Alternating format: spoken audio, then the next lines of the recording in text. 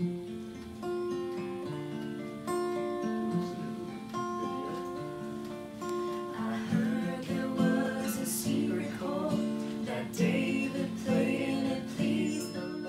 met Lou early June, so I think he'd already been admitted for a couple days, and so I was kind of appointed to his caseload, and so I got to work with him for about a couple weeks, and our sessions were pretty long together, so we got to know each other pretty well. So he was a very inquisitive guy. A lot of times we would co-treat, as we call it, and we would go together just to make it a little bit easier on him, so he wasn't having to do quite as much therapy, and that it would help with his overall tolerance to mobility and exercises and things that we were working on. One of the most joyful parts of my job is getting to know people on a personal level, not just their medical problems, but who they really are.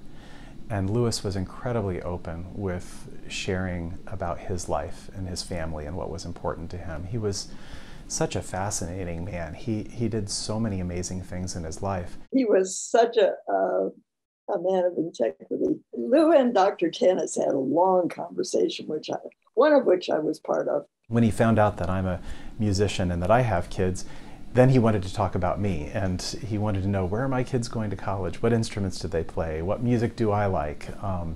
He was just such an open man and really wanted to engage with me. It goes like this, the fourth, the fifth, the minor fall and the major lift, the baffled king composing hallelujah.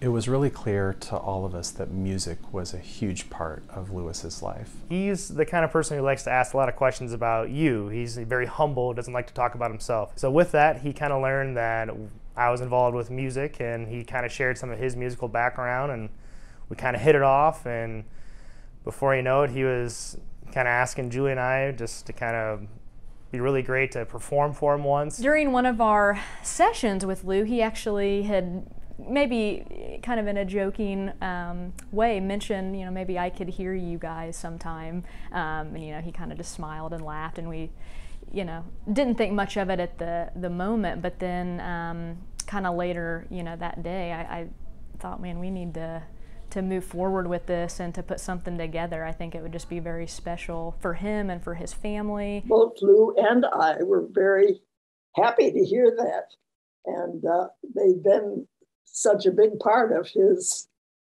care, and they were so upbeat when they came in to do the therapies that when they wanted to do some music for him, we were very happy about that.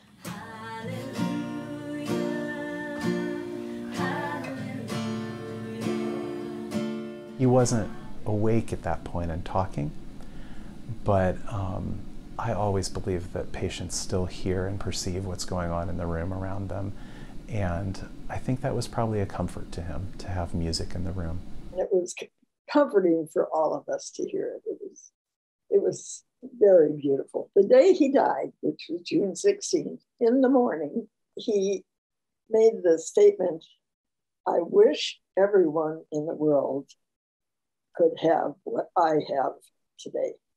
And he was referring to the love of family and the care that he was receiving. It just shows that, we're more than therapists or nurses or, healthcare providers. It goes deeper than that. And I think, this story is just an example of how we can connect with people, at that heart and soul level. It was a very special moment. I felt very honored just to be a part of it. It was an honor to be part of his care and meet his wonderful family, and the impact that he left on all of us will last forever.